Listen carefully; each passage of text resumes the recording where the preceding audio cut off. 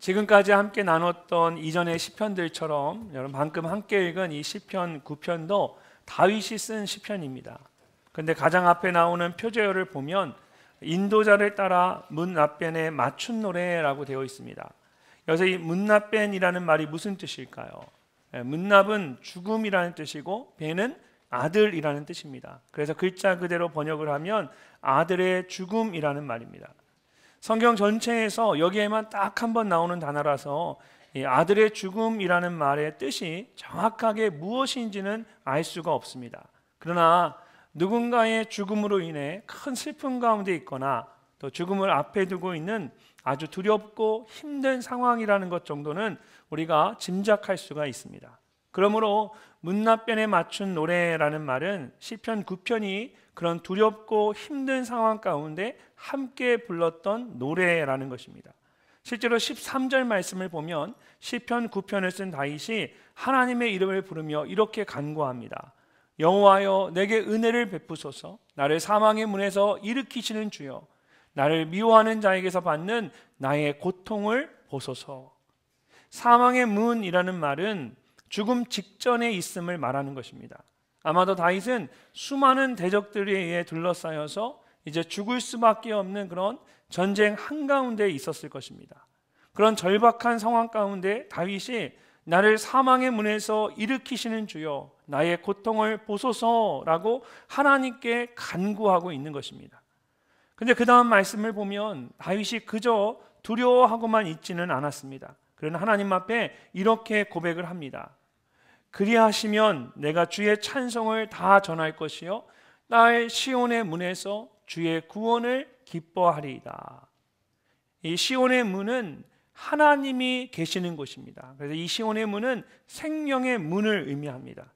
세상에는 죽을 수밖에 없는 사망의 문이 있다면 다시 살아날 수 있는 생명의 문이 있다는 것입니다.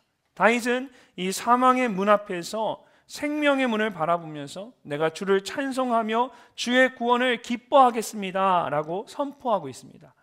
어떻게 다윗은 죽음 앞에서 이렇게 주님을 찬송하고 주의 구원을 선포할 수 있었을까요? 사실 시편 9편은 전체적인 내용을 보면 전쟁 한가운데서 부르는 노래와 같습니다. 그래서 전쟁의 시라고 부르기도 합니다. 또는 고통 가운데 탄식하며 부르는 노래라고 해서 탄식의 시라고 부르기도 합니다. 그런데 훨씬 더 많은 성경학자들은 이 시편 9편을 전쟁과 탄식 가운데 있지만 오히려 하나님을 찬송하며 선포하는 찬양의 시라고 말합니다. 더 놀라운 것은 다윗이 혼자 이런 찬양을 올려드린 것이 아니라 그와 같이 있는 사람들과 함께 이런 찬양을 했다라는 것입니다. 그래서 말씀을 보면 처음에는 내가라는 말로 시작이 되지만 조금 지나고 나면 곧 너희는 이라는 말로 바뀌게 됩니다. 더 나아가서 11절을 보면 다윗이 그들을 향해서 이렇게 말합니다. 너희는 시온에 계신 여호와를 찬송하며 그의 행사를 백성 중에 선포할지어다. 사망의 문과 같은 두려움과 고통 가운데 있던 다윗이 그와 함께하는 모든 사람들을 향해서 하나님을 찬송하고 그의 구원을 선포하라고 말하고 있습니다. 그것도 그냥 권유하듯 가볍게 말하는 것이 아니라 정말 명령하듯 강조해서 말하고 있습니다. 사랑하는 성도 여러분, 어떻게 하면 우리가 다윗과 같이 이 사망의 문 앞에 있는 것과 같은 그런 큰 두려움과 고통 가운데서도 이 생명의 문을 바라보면서 하나님을 찬송하고 그의 구원을 선포할 수 있을까요? 어떻게 하면 우리의 가정과 목장이 함께 하나님을 찬송하고 그의 구원을 선포하는 천국과 같은 자리가 될 수가 있을까요? 가장 먼저 우리는 전심으로 하나님께 감사해야 합니다. 다윗과 같이 큰 두려움과 고통 가운데 있게 되면 가장 먼저 나오는 것이 불평과 원망입니다. 무엇인가에 대해 감사한다는 것은 거의 불가능한 일입니다. 근데 오늘 말씀을 보면 다윗은 가장 먼저 여호와의 이름을 부르며 감사하고 그 이름을 찬송했습니다. 1절과 2절 말씀을 함께 읽어보도록 하겠습니다. 내가 전심으로 여호와께 감사하오며 주의 모든 기이한 일들을 내가 주를 기뻐하고 즐거워하며 지존하신 주의 이름을 찬송하리니. 아멘. 두 절로 된 짧은 말씀인데 여기에 5개의 동사가 나옵니다. 가장 먼저 내가 전심으로 여호와께 감사하오며 라고 말합니다. 히브리어에서 감사하다라는 말은 찬양한다는 말과 같습니다. 왜냐하면 히브리인들에게 감사는 그냥 마음으로만 감사하는 것이 아니라 입을 열어서 큰 소리로 감사하는 것이기 때문입니다. 다윗은 두려움과 고통 가운데서 오히려 입을 크게 열어서 하나님을 찬양하며 감사했습니다. 또한 그는 주의 모든 기이한 일들을 전하리이다 라고 말합니다. 그래서 이 기이한이라는 말은 분리하다, 구별하다라는 뜻을 가진 히브리어 동사에서 나온 단어입니다. 그 일상적인 것들과 확연하게 구별되는 어떤 특별한 것을 말할 때 사용하는 단어입니다. 근데 이 단어를 신적 수동태로 표현을 했습니다. 즉 하나님만 행하실 수 있는 놀랍고 기이한 일들이라는 뜻입니다. 그런 일들이 어떤 것이 있을까요? 하나님만 행하실 수 있는 가장 놀라운 일이 무엇일까요? 그것은 바로 구원의 사건입니다. 하나님께서 모세를 보내서 이집트의 노예로 살고 있던 이스라엘 민족을 구원해 주셨습니다. 그들로 하여금 홍해를 마른 땅과 같이 건너게 하셨습니다. 또한 광야 가운데서 만나와 메추라기로 그들을 먹이셨고 구름기둥과 불기둥으로 그들을 인도하셨습니다. 이런 것들이 하나님만 하실 수 있는 기이한 일들입니다. 근데 그것을 하나씩 하나씩 자세하게 전하겠다라는 겁니다. 특별히 히브리어 원어로 보면 이 전하리다라고 말할 때에 그냥 평범하게 말하지 않고 강조하면서 말했습니다. 한 번 전하고 말하는 것이 아니라 계속해서 전하겠다라는 겁니다. 이런 사도행전에 보면 스데반 집사가 이와 같이 전합니다. 그가 하나님이 하신 그 구원의 역사를, 이스라엘 역사에 나타난 구원의 역사를 유대인 모든 백성들에게 회당에서 성전에서 증거합니다. 그가 하나님에 대해서, 주님에 대해서 똑바로 예수님에 대해서 복음에 대해 전합니다. 우리 가운데 복음을 전하는 일에 있어서 지치거나 포기한 분들도 계실 겁니다. 근데 성경은 우리에게 계속해서 주님을 증거하라고 말씀합니다. 다른 어떤 것이 아니라 그 구원의 사건을 전하라고, 자세하게 하나하나 전하라고 우리에게 말씀하고 있습니다. 그 다음에 다윗은 내가 주를 기뻐하고 즐거워하며 라고 말합니다. 이것은 감출 수 없는 큰 기쁨을 의미합니다. 벅차오르는 큰 기쁨이 그의 마음에 가득 차 있는 겁니다. 특별히 전쟁에서 승리했을 때 모두가 함께 기뻐하고 즐거워하는 모습을 상상하시면 됩니다. 전쟁에서 승리했다라는 것은 죽음의 문턱에서 벗어나는 것과 같습니다. 만약 전쟁에서 졌다면 자신들만 죽는 것이 아니라, 끝나는 것이 아니라 사랑하는 가족들까지도 모두 죽거나 노예로 잡혀갔을 겁니다. 그런 전쟁에서 승리했으니 얼마나 기쁘고 즐겁겠습니까? 여러분의 삶의 문제를 한번 생각해 보십시오. 우리가 질병이 우리에게 전쟁이 될 수도 있습니다. 우리의 경제적인 문제가 우리의 삶의 전쟁과 같은 상황이 될 수가 있습니다. 그런 심각하고 두렵고 고통스러운 문제를, 경제적인 문제와 내 질병의 문제와 내 삶의 문제를 하나님께서 해결해 주셨다라고 생각해 보십시오. 이것을 이겨내게 하셨다라고 생각했을 때 우리 안에 얼마나 큰 기쁨이 넘칩니까?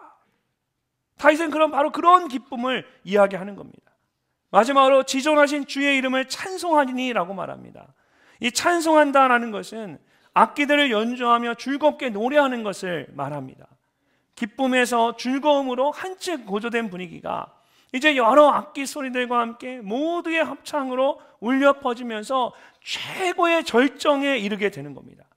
근데 그 대상이 오직 주의 이름이었습니다. 1절과 2절을 보면 다윗이 두려움과 고통 가운데 오히려 기쁨으로 찬양하며 감사했는데 그 대상이 여호와 하나님이었습니다. 모든 기이한 일들을 전하는데 그 메시지의 핵심이 주님이었습니다. 또한 기뻐하고 즐거워하는데 다른 어떤 것이 아니라 주님으로 인해 기뻐하고 즐거워했습니다. 그리고 모든 악기들을 가지고 큰 소리로 높여드렸는데 그 대상이 존귀하신 주의 이름이었습니다. 어떻게 이렇게 할 수 있었을까요? 이런 감사하거나 기쁜 일이 있을 때 여러분은 어떻게 하십니까? 우리는 정말 기쁘고 감사한 일이 있으면 나도 모르게 스스로를 자축합니다. 요즘은 참 잘했어요 도장 찍어주잖아요. 좋은 일 있고 기쁜 일이 있으면 남편들은 아내에게 찾아가서 아내 앞에서 이야기를 합니다. 나를 인정해주고 나에게 잘했다라고 칭찬해달라는 거죠. 우리 서로에게 자신의 일을 자랑하는데 마음을 쏟습니다. 얼마 전에 저에게 있었던 일인데 부끄러운 이야기지만 어느 모임에 이제 초청을 받았습니다. 그 모임은 한국교회를 대표하는 80명의 목사님들이 모여서 함께 예배하는 가운데 그 목사님들이 찬양대를 만들어 함께 성가대 찬양대를 만들어 찬양하는 그런 모임이었어요. 예배 가운데 그 찬양을 하도록 80명의 목사님을 초청했는데 그 중에 이제 제가 초청을 받은 거예요. 같이 가서 초청받아 갔는데 제가 사실은 합창단 그 성가대에 처음으로 제가 서봤습니다. 제가 노래를 잘 못해서 항상 중고등학교 때 붕어였고 그래서 그냥 꺼려 했는데 이번에 그 영광스러운 자리에 제가 서게 된 거예요. 같이 가서 찬양을 했는데 그 예배가 너무 감사하고 은혜로웠습니다. 그냥 그 예배 자리에 있는 것이 참 감사했어요. 그리고 다음 날 호텔에서 함께 조식을 하면서 그 80명 목사님들이 소감을 발표하고 나누는데 우연히 저에게도 마이크가 돌아왔어요. 그 당황한 마음에 제가 불쑥 한 말이 뭐였냐면 처음에는 이 귀한 자리에 초대받아서 대우받는 것 같아서 너무 좋았습니다. 그런데 예배하는 가운데 이 자리에 있는 것이 하나님의 은혜이고 기쁨이고 너무 감사했습니다. 이렇게 이야기를 했어요. 근데 제가 하고 싶은 얘기는 참 감사하고 큰 은혜였습니다. 그 말이었는데 저도 모르게 가장 먼저 제가 이렇게 초대받아서 대우받는 것이 너무나 기쁩니다 라고 이야기를 한 거예요. 돌아서서 생각해보고 말씀을 준비하다 보니까 그 모습이 생각이 났습니다. 여러분, 우리는 그렇게 하지 않으려 하는데 나도 모르게 먼저 나를 드러내거나 나를 자축하는 경향이 있습니다. 기쁘고 감사한 일이 있으면 하나님께 감사해야 하는데 그러기보다는 나도 모르게 나를 자축하고 나를 드러내고 싶은 것이 우리의 마음입니다. 내가 끊임없이 노력하지 않으면 나를 드러낼 수밖에 없다는 것을 제가 경험하면서 이 말씀을 보면서 제 스스로가 참 부끄럽고 하나님 앞에 기도할 수밖에 없는 그런 마음을, 그런 시간들을 경험하게 되었습니다. 근데 여러분, 다윗은 오히려 정말 두려움과 고통의 순간에 사망의 문 앞에 서 있는 그 상황에서도 다윗은 하나님께 감사합니다.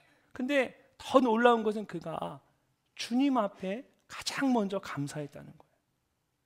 다른 것에 먼저 뛰어가지 않고 주님 앞에 먼저 달려가서 주님을 향해 손을 들고 주님께 모든 감사와 영광을 올려드린 겁니다. 이것은 그냥 단지 감정과 이성만으로 할 수 있는 감사가 아닙니다. 이런 감사는 의지를 가지고 해야만 할 수 있는 감사입니다. 근데 오늘 말씀을 보면 다윗이 감사하리니 전하리니 기뻐하리니 즐거워하리니 찬송하리니 라고 말하면서 내가라는 말을 한 번도 빼먹지 않고 반복해서 5번을 이야기합니다. 히브리어 원어 그대로 번역을 하면 내가 감사하리니, 내가 전하리니, 내가 기뻐하리니, 내가 즐거워하리니, 내가 찬송하리니 라고 해야 합니다. 그래서 계속해서 그렇게 하겠다라는 자신의 그 강한 의지를 표현하기 위해서 문법적으로도 각 단어마다 미완령의 능동태를 더했습니다. 그래서 영어 성경들을 보면 모두 I will 이라는 말을 넣어서 번역을 했습니다. I will praise you. I will tell of all your wonders. I will be glad and rejoice in you. I will sing praise to your name. 내가 주님을 찬양하겠습니다.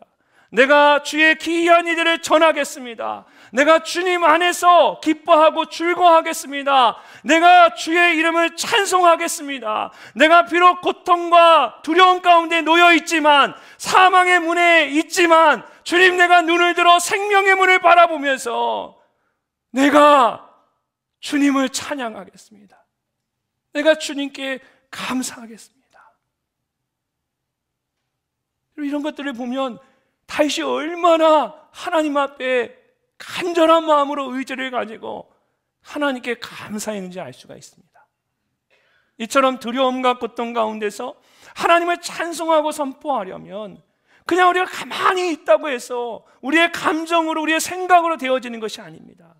다윗과 같이 마음을 다해서 전심으로 의지를 가지고 내가 하나님께 무조건 감사한다. 힘들고 어렵지만 이 상황 속에서 내가 하나님의 이름을 높여드리고 하나님을 찬양하겠다. 그런 믿음의 결단과 의지가 있기 때문에 두려움과 고통 가운데서도 하나님을 찬양하고 그의 구원을 선포할 수 있는 것입니다. 이처럼 감사는 환경과 조건의 문제가 아닙니다. 마음의 중심이, 내 마음의 중심이 어디에 있느냐입니다. 하박국 3장 17절과 18절을 보면 하박국 선지자가 도저히 감사할 수 없는 상황 가운데서 이렇게 고백을 합니다. 비록 무화과 나무가 무성하지 못하며 포도나무에 열매가 없으며 감람나무에 소출이 없으며 밭에 먹을 것이 없으며 우리의 양이 없으며 외양간에 소가 없을지라도 나는 여호와로 말미암아 즐거워하며 나의 구원의 하나님으로 말미암아 기뻐하리로다. 하박국 선지자에게는 객관적으로 감사할 수 있는 것이 아무것도 없었습니다. 이미 모든 것을 잃어버렸고 큰 환난 가운데 있었습니다. 그런데 나는 즐거워하며 나는 기뻐하리로다 라고 말합니다. 오직 여호와 하나님으로 인해 즐거워하고 기뻐하겠다라는 것입니다.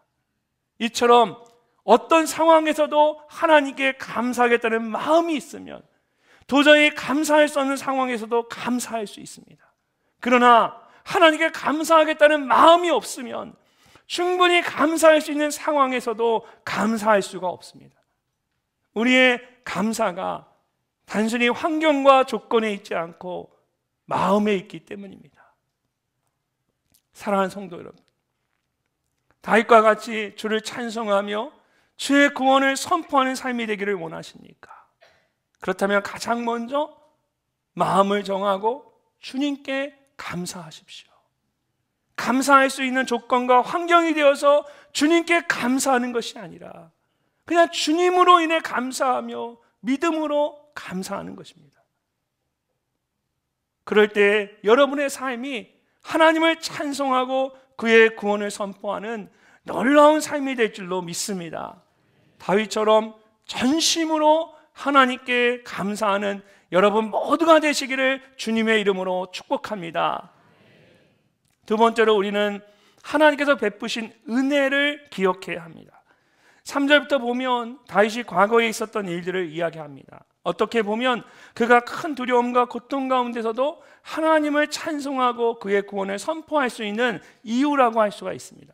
내 원수들이 물러갈 때에 주 앞에서 넘어져 망함이니이다. 물러갈 때라는 말은 뒤돌아서 도망친다라는 뜻입니다. 다윗을 죽이려고 달려들었던 원수들이 갑자기 뒤돌아서 달려왔던 길로 도망을 쳤습니다. 근데 얼마 가지 못해서 기웃덩거리더니 그냥 쓰러져서 죽고 말았습니다. 여기 주 앞에서라는 말은 그들이 몇 걸음 가지도 못하고 바로 앞에서 쓰러져 죽었다라는 뜻입니다. 그것도 다윗이 어떻게 한 것이 아니라 주님께서 그렇게 하신 것입니다. 다윗은 단지 주님께 피하며 부르짖었을 뿐인데 주님께서 모든 것을 다 해결해 주신 것입니다. 이것은 마치 여러분 어린 시절에 놀이터에서 놀다가 나쁜 친구들이나 형들이 와서 나를 괴롭게 하는 그런 경험이 있지 않으십니까? 그럴 때에 갑자기 이 친구들이, 나쁜 사람들이 얼굴이 굳어지면서 돌아서서 도망치려고 하는 겁니다. 그러다가 발이 엉키고 서로 부딪히면서 그 아이들이, 그 사람들이 바닥에 넘어져서 뒹굴게 되는 거예요. 갑작스럽게 이런 일이 일어난 걸 보고 이게 어떻게 된 거지라고 의아하면서 뒤를 돌아보는데 거기에 누가 있습니까? 언제 오셨는지 아버지가 내 뒤에 서 계신 겁니다. 나쁜 친구들이 아버지의 얼굴을 보고 너무 놀라서 도망을 치다가 몇 발자국도 가지 못해서 서로 부딪혀서 그 자리에 쓰러지고 말았던 겁니다. 어린아이의 마음에 그 아버지가 얼마나 멋있고 고맙고 자랑스럽겠습니까? 하나님에 대한 다윗의 마음이 그와 같았습니다. 아버지와 같은 하나님의 존재 자체가 너무나도 고맙고 감사했던 겁니다. 이어지는 말씀을 보면 왜 원수들이 그렇게까지 하나님을 두려워했는지를 다윗이 좀 더 자세하게 설명을 합니다. 자, 4절 말씀을 함께 읽어보겠습니다. 주께서 나의 의와 송사를 변호하셨으며 보좌에 앉으사 의롭게 심판하셨나이다. 아멘. 우리가 가진 한글 성경에는 번역이 되어 있지 않지만 히브리어로 된 원어 성경을 보면 4절 말씀이 왜냐하면이라는 이유를 나타내는 말로 시작이 됩니다. 다윗을 죽이려 하던 원수들이 오히려 도망치다 쓰러져 죽게 되는 이유에 대해서 설명을 하고 있는 겁니다. 다윗은 하나님께서 자신을 직접 변호하셨을 뿐만 아니라 보좌에 앉으셔서 모든 것을 의롭게 심판하셨다라고 말합니다. 여기서 이 앉으셨다라는 말은 잠시 앉는 것이 아니라 오랜 시간 동안 그곳에 거주하거나 앉아 있는 것을 말합니다. 그런데 다윗 시대를 여러분 생각해 보면 이렇게 보좌에 앉는다는 것은 아주 특별한 일이었습니다. 보통은 바닥에 앉았기 때문에 보좌에 앉는다라는 것은 왕과 같이 어떤 특별한 권위를 나타내거나 어떤 특별한 일을 행하기 위한 것이었습니다. 그런 면에서 하나님께서 지금 보좌에 앉으셨다라는 것은 하나님만의 특별한 권위를 가지고 무엇인가를 행하기 위해서 앉으셨다라는 것입니다. 사랑하는 성도 여러분, 이처럼 하나님께서는 저와 여러분의 의로운 재판장이신 줄로 믿습니다. 보좌에 앉으신 하나님께서는 항상 우리의 의로움과 억울함을 변호하실 뿐만 아니라 모든 것을 다스리시고 심판하십니다. 그런 하나님의 은혜를 기억하는 여러분 되시기를 주님의 이름으로 축복합니다. 이어지는 5절과 6절을 보면 다윗이 하나님께서 베푸시는 그 은혜가 어떤 것인지를 구체적으로 설명을 합니다. 이방 나라들을 책망하시고 악인을 멸하시며 그들의 이름을 영원히 지우셨나이다. 원수가 끊어져 영원히 멸망하였사오니 주께서 무너뜨린 성읍들을 기억할 수 없나이다. 하나님께서 악인들의 이름을 영원히 지우셨습니다. 구약 성경에서 이름은 그 사람의 존재를 의미합니다. 그러므로 악인들의 이름을 지우셨다라는 것은 그들의 존재 자체를 완전히 지우셨다라는 뜻입니다. 이 세상에 영원히 사라졌기 때문에 다시는 회복될 수가 없습니다. 또한 하나님께서 원수들을 영원히 멸망시켰을 뿐만 아니라 그들이 살던 성읍들을 모두 무너뜨리셨습니다. 우리가 가진 개역개정 성경에는 이 말이 주께서 무너뜨린 성읍들이라고 되어 있지만 원래는 식물을 땅에서 뽑아내는 것을 의미합니다. 그래서 다른 성경이나 세번역 성경을 보면 주님께서 그 성읍들을 뿌리째 뽑으셨으므로 라고 번역이 되어 있습니다. 하나님께서 원수들을 끊어내셔서 영원히 사라지게 하셨는데 이제 그들이 살던 성읍들도 아무 흔적도 남지 않도록 모두 뿌리째 뽑아버리신 겁니다. 아무도 그들을 기억하지 못하도록 하나님께서 그들의 흔적을 완전히 지워버리셨습니다. 그런 하나님이시니 어떻게 원수들이 물러서지 않을 수가 있겠습니까? 하나님을 보고 두려워 떨며 돌아서서 도망치는데 그것조차 몇 걸음 가지 못하고 그 앞에 넘어져 죽고 말았습니다. 그렇게 모든 원수들을 멸하시고 우리를 지켜주시는 분이 바로 하나님이십니다. 다윗은 지금까지 하나님께서 그렇게 자신을 지켜주셨음을 잘 알고 있었습니다. 그의 삶을 돌아보면 우리가 잘 아는 것처럼 얼마나 억울한 일이 많았습니까? 사울에게 늘 쫓겨다니며 억울함을 당했습니다. 많은 사람들의 배신을 당했습니다. 동료들에 의해서 위험한 상황 가운데 빠져들게 되었습니다. 그 외롭고 힘든 길에서 다윗이 어떻게 이렇게 하나님을 찬송하고 그의 구원을 선포할 수 있겠습니까? 그의 마음 가운데, 그의 생각 가운데 하나님이 지금까지 나를 지켜주셨다라는 분명한 확신이 있었기 때문입니다. 그래서 비록 사망의 문 앞에 서 있는 것과 같은 큰 두려움과 고통 가운데 있었지만 이제 그 은혜를 기억하면서 여전히 하나님을 찬송하고 그의 구원을 선포할 수 있었던 겁니다. 이처럼 지금까지 하나님께서 베푸신 그 은혜에 대한 기억은 우리로 하여금 어떤 상황에서도 두려워하지 않고 오히려 하나님을 찬송하고 그의 구원을 선포하게 합니다. 저도 지금까지 살아오면서 많은 어려움들을 경험했습니다. 각자가 자기만의 어려움이 있겠지만 저에게도 많은 어려움들이 있었습니다. 정말 때로는 다윗처럼 죽음의 문 앞에 서 있는 것과 같은 큰 두려움과 고통을 느낀 적도 있었습니다. 그래서 이제는 더 이상 아무것도 할 수 없을 것 같았고 여기까지가 끝이라고 생각했었습니다. 그래서 정말 하나님 앞에 무릎을 꿇고 눈물을 흘리면서 하나님, 전 정말 더 이상 못하겠습니다. 하나님, 정말 너무 힘듭니다. 그렇게 정말 하나님 앞에 숨이 멎은 것처럼 하나님 먹먹하게 서 있을 때도 있었습니다. 이유 없는 모함과 사람들의 말로 인해 마음의 상처가 막 박힐 때도 있습니다. 그러면 그런 사람들은 내가 그런 말 했었나? 안 했는데 미안해 하고 끝납니다. 근데 그 깊이 박힌 그 상처는 여전히 내 안에 남아 있습니다. 힘들고 어려울 때, 정말 고통스러울 때 하나님을 찾고 부르짖으며 하나님 앞에 서 있었는데 어느 날 하나님이 구름이 쫙 거치는 것처럼 그 모든 억울함을 다 걷어주시는 겁니다.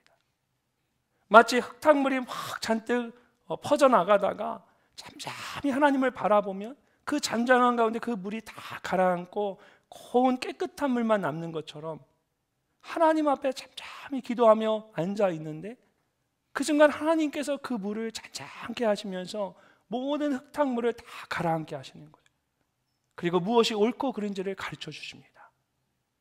너무 억울하고 화가 나서 그 사람에게 뭔가 나의 이 분노를, 이 미움을, 이 아픔을 표현하고 싶은데 그래도 하나님 바라보며 그 마음을 가라앉히고 있는데 하나님이 직접 옳고 그름을 가르쳐 주십니다. 그래서 그 사람으로 하여금 찾아와서 사과하고 화해하게 만들고 화평케 만드십니다. 여러분, 하나님께서 이렇게 직접 행하시는 일들을 경험하게 되면 나의 의로움과 억울함을 변호해 주시고 나를 건져주시고 구원하시는 그 하나님을 경험하게 되면, 그 원수들을 상대하시는 하나님을 직접 경험하게 되면 그 다음부터 정말 내 삶 가운데 놀라운 일이 일어납니다. 그것이 무엇이냐면 똑같은 상황 가운데서도 결코 두렵거나 고통스럽지 않은 겁니다. 여전히 두렵고 고통스러운 마음이 제 안에 있어요. 근데 그 마음이 잠시 왔다 다시 사라집니다. 왜냐하면 내 안에 하나님이 이전에 나를 지켜주시고 나를 변호해 주시고 그 하나님의 그 은혜가 이번에도 여전히 나를 지켜주시고 변호하시고 보호하실 것을 믿기 때문이죠. 근데 오히려 이 고난과 이 어려움을 통해서 하나님이 나에게 어떤 하나님을 경험케 하실까? 이번에는 얼마나 위대한 하나님, 그 놀라운 하나님을 내게 경험케 하실까? 그런 믿음의 기대가, 영적인 기대가 내 안에 생겨나는 겁니다. 그럼 그때부터는 아무리 두렵고 무서워도, 사망의 문 앞에 서 있는 것 같아도 그것이 사망의 문으로 보이지 않고 오히려 생명의 문으로 보이는 겁니다. 지금 다윗이 그런 하나님을 고백하고 있는 거예요. 내 평생의 그 수많은 전쟁 가운데 나를 지켜주신 하나님의 은혜를 생각할 때, 하나님, 지금도 내가 사망의 문 앞에 서 있는 것 같지만 그럼에도 불구하고 내가 눈을 들어 하나님 계시는 생명의 문을 바라봅니다. 하나님이 행하실 그 일들을 오히려 믿음으로 기대하고 소망합니다. 이렇게 하나님께서 베푸신 은혜를 알면 놀라운 일들이 일어납니다. 사랑하는 성도 여러분, 지금까지 하나님께서 여러분에게 베푸신 그 은혜를 한번 생각해 보십시오. 특별히 지난 수요일은 사순절이 시작되는 날이었습니다. 이런 모든 것이 하나님의 은혜였지만 나를 위해 이 땅에 오셔서 십자가의 죽으심으로 나를 구원하여 주신 그 구원의 은혜보다 더 큰 은혜는 없습니다.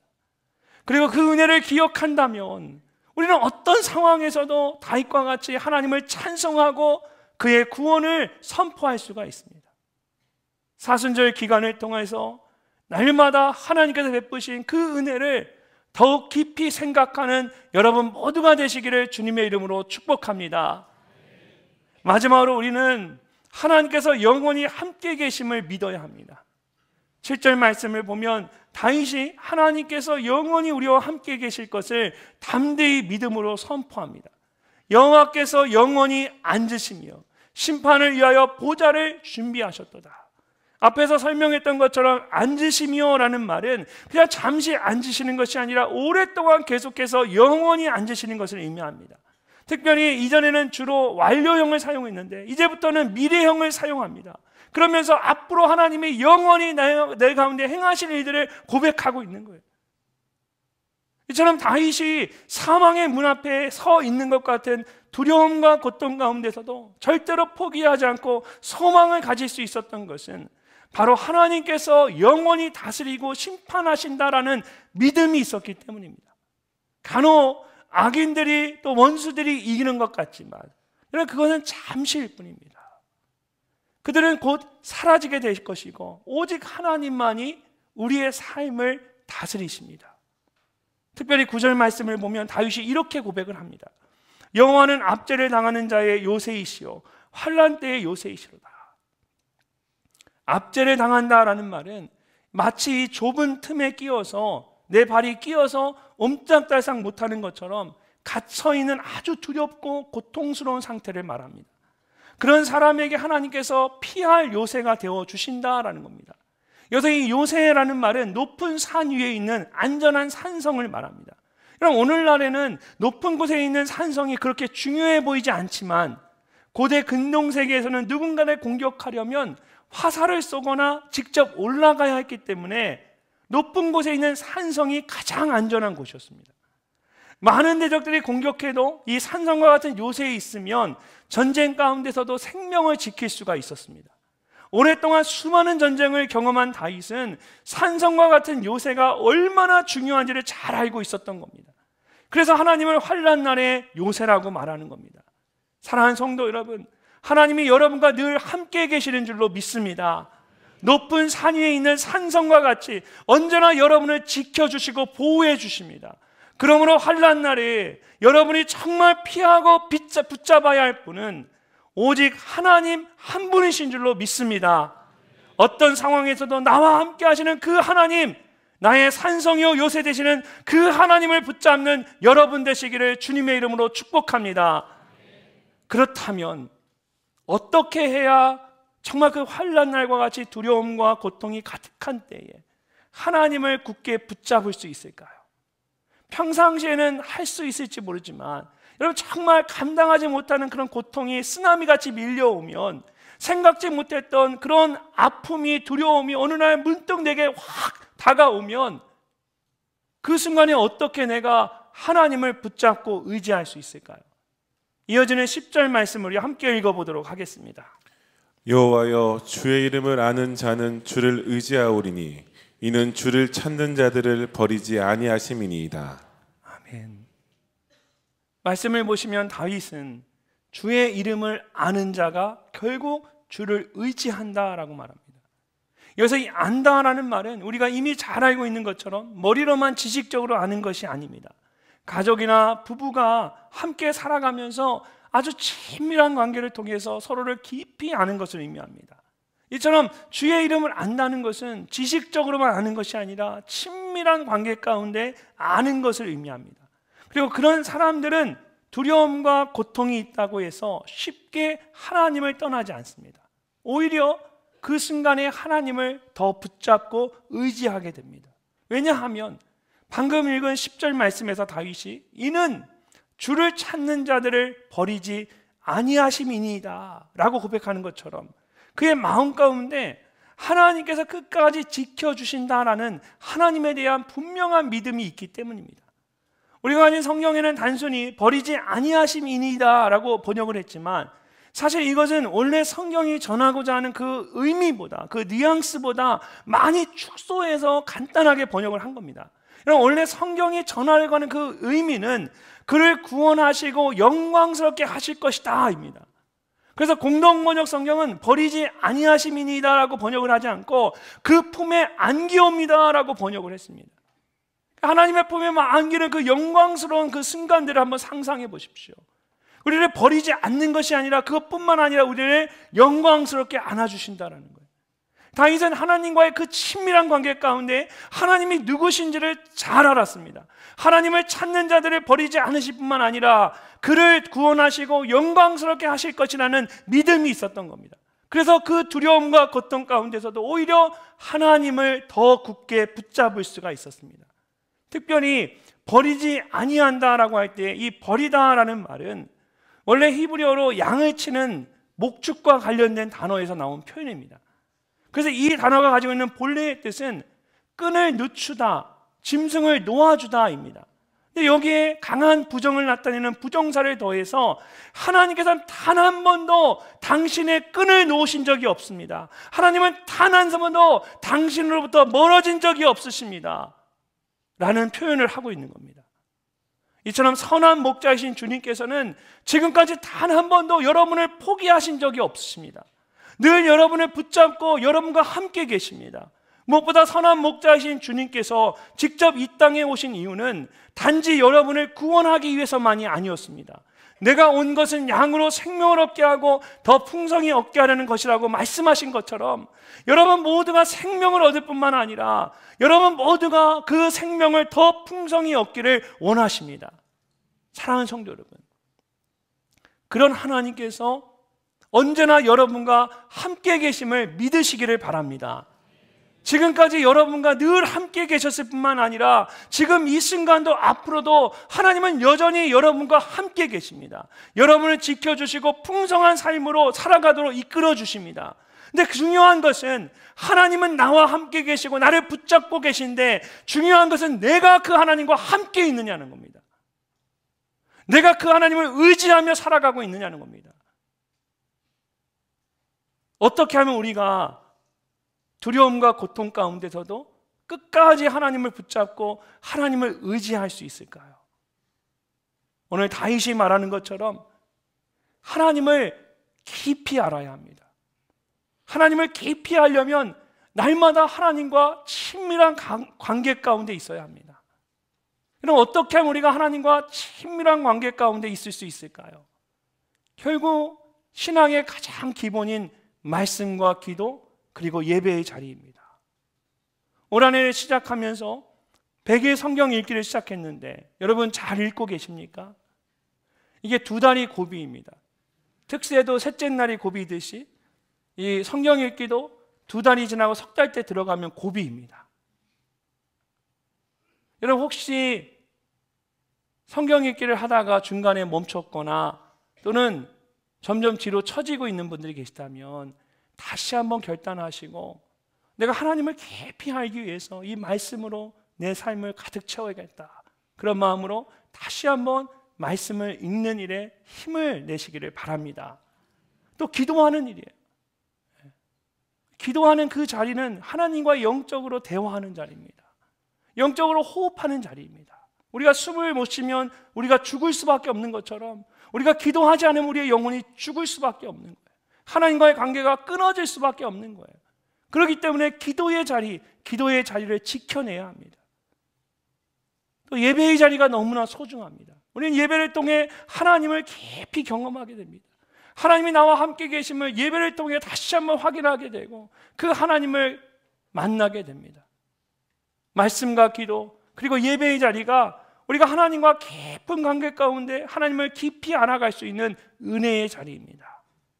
그 자리를 지킴으로써 하나님을 깊이 알아가고 나와 영원히 함께 계시는 그 하나님을 온전히 의지하고 신뢰하는 여러분 되시기를 주님의 이름으로 축복합니다.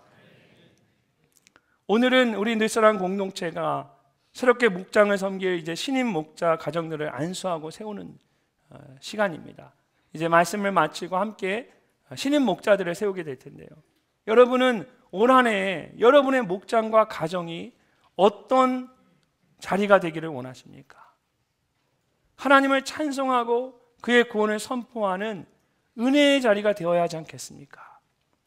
다윗은 사망의 문 앞에 서 있는 것과 같은 큰 두려움과 고통 가운데서도 하나님을 찬송하고 그의 구원을 선포했습니다.